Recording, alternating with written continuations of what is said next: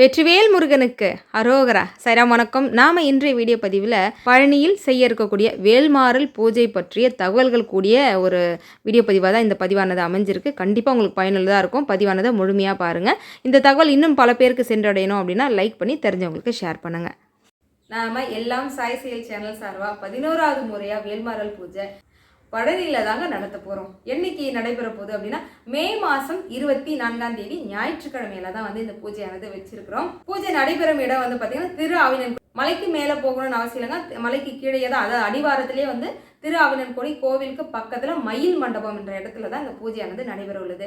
பூஜை நல்லபடியாக சிறப்பாக முடிச்சுட்டு அழகாக அன்னதானம் சாப்பிட்டுட்டு ஐயனுடைய பிரசாதம்லாம் வாங்கிட்டு போங்க. இதில் முக்கியமாக குழந்தை வரம் வேண்டி இருக்கிறவங்க எல்லாரும் கண்டிப்பாக ஏதாவது ஒரு காரணங்கள் சொல்லி நீங்கள் தடை சொல்லாமல் நிச்சயமாக நீண்ட நாட்களாக நீங்கள் நினச்சிட்டு இருக்கிற அந்த தவமாக இருக்கக்கூடிய குழந்தை வரத்துக்காக ஒரு முற்றுப்புள்ளி வைக்கக்கூடிய ஒரு நாளாக நினச்சி கண்டிப்பாக நீங்கள் எல்லாரும் அந்த வேல்மாறல் பூஜையில் வந்து கலந்துக்கோங்க.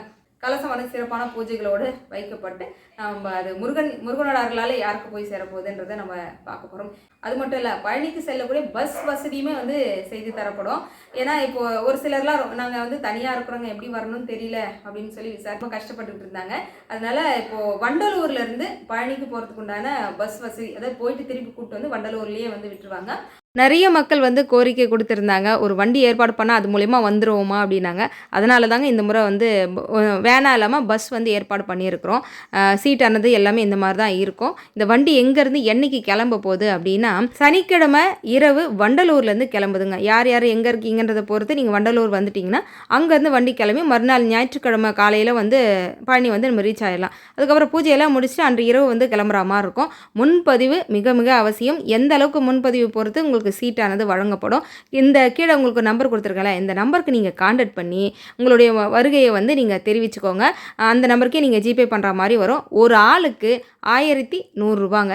ஆமாம், 1100 ரூபா. நிறைய இடங்களில் பார்த்து விசாரித்து முடிஞ்ச வரைக்கும் மக்கள் எல்லாரும் கொஞ்சம் ஈஸியாக இருக்கும் மக்களுக்கு வந்து போகிறதுக்காக வந்து இந்த முருகனே ஏற்பாடு செய்திருக்காரு அப்படின்னு தான் நான் சொல்வேன். அதனால் பழனியில் நடைபெற உள்ள வேல்மாறல் பூஜைக்கு கண்டிப்பாக எல்லாரும் வந்துடுங்க. இது ஒரு பெரிய வாய்ப்பாகவும் நினச்சி நீங்கள் ஐயனை பார்க்குறதுக்கு நீங்கள் வந்துடலாம். இந்த பஸ் வசதியுமே நீங்கள் மிஸ் பண்ணிடாதீங்க.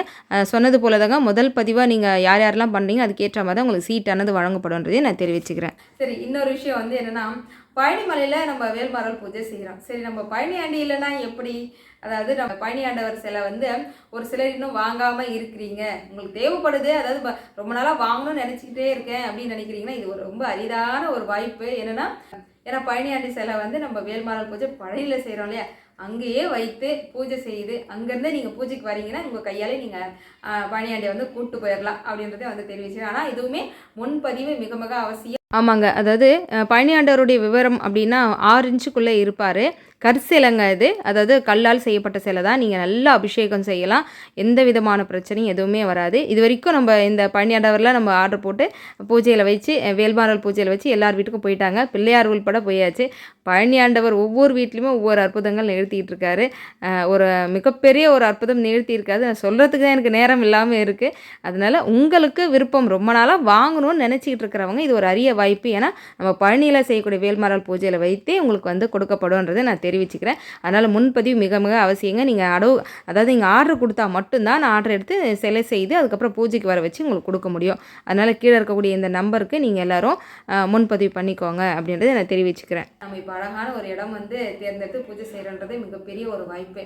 அதனால் முடிஞ்சவரை எல்லாரும் பூஜையில் வந்து கலந்துக்கோங்க உங்களுடைய கைங்கரியமாக. ஏன்னா இப்போ மண்டபம் எடுத்துருக்குறோம், அதை தாண்டி பிரசாதங்கள் அன்னதானம் இதெல்லாம் வந்து கொடுக்கணுன்றதால வேல் தானமும் முக்கியமாக கொடுக்குறாங்க. பழனியில் நம்ம வேல்தானம் செய்கிறது ரொம்ப அதீத பலனை நமக்கு வந்து பெற்றுத்தரும். அதனால் உங்களால் முடிஞ்சது பூஜைக்கு உண்டான கைங்கரியம் நீங்கள் செய்யணும்னு நினச்சிங்கன்னா என்னுடைய நம்பர் வாட்ஸ்அப் நம்பருக்கு நீங்கள் தொடர்பு கொண்டு உங்களால் அந்த நன்கொடை கொடுக்கலாம் அப்படின்னு சொல்லி அன்போடு வந்து நான் கேட்டுக்கிறேன். அதாவது நாங்கள் வந்து பழனிமலை மேலே போய் ஐயனை பார்த்துட்டு கீழே வந்ததுக்கு அப்புறமா தாங்க நான் திரு ஆவினன்குடியே போனேன். இங்கே வரிசையாக திரு ஆவினன்குடி பார்த்துட்டு தான் நம்ம போய் மேலே முருகப்பெருமானை பார்க்கணும். ஆனால் நமக்கு போகக்கூடிய வேலை அந்த மாதிரி இருந்ததுனால மாற்றி மாற்றி பார்க்குற மாதிரி தான் இருந்தது. எது எப்படி இருந்தால் என்ன, ஐயனை பார்க்கக்கூடிய வாய்ப்பு கிடைக்குதே அப்படின்னு சொல்லி தான் போயிருந்தேன். ஏன்னா திரு ஆவினன்குடிய சிறப்பே என்னென்னா மகாலட்சுமி காமதேனு, சூரிய பகவான், அதுக்கப்புறம் அக்னி பகவான், வாயு பகவான் இவங்க எல்லாருடைய பாவங்களை போக்கி முருகனிடம் அருள் பெற்ற ஒரு தலம் அப்படின்னா இந்த திரு ஆவினன்குடி அப்படின்னு சொல்லாங்க. இவ்வளவு சிறப்புமிக்க கோவிலை ஐயனை பார்க்காம போயிட்டா எப்படி? இவ்வளோ பெரிய ஒரு மயில் பாருங்களேன், எல்லா இடங்களையும் பெரிய நந்தி பகவான் போல் அந்த மயில் இருக்கக்கூடிய அந்த காட்சியை பார்க்கவே அவ்வளோ அற்புதமாக இருக்குது. அழகாக ஒரு தீபம் வாங்கி விளக்கு ஏற்றிட்டு பூ செவரலை பூ வாங்கிட்டு நாங்கள் கோவிலுக்குள்ளே போனோம். ஐயனுடைய அற்புதமான ஒரு தரிசனம். சின்ன குழந்தை வடிவேலனா முருகப்பெருமான் இருக்கிறாரு. அதாவது ஞானப்பழத்துக்காக வேண்டி பிள்ளையார்கிட்ட சண்டை போட்டார் இல்லையா, சண்டை போட்டுட்டு நேராக கோச்சிக்கிட்டு பழனிமலைக்கு வந்ததாக ஐதீகம். ஆனால் முருகப்பெருமான் நேரடியாக அமர்ந்து நின்ற இடம் பார்த்திங்கன்னா அவங்களுக்கு திரு ஆவினன்குடி தான். பழனிமலைக்கு மேலே இருக்கக்கூடிய சிலை போகரால் செய்யப்பட்ட நவபாசனங்களால் செய்யப்பட்ட சிலை தான் பழனி ஆண்டவருடைய சிலைங்க.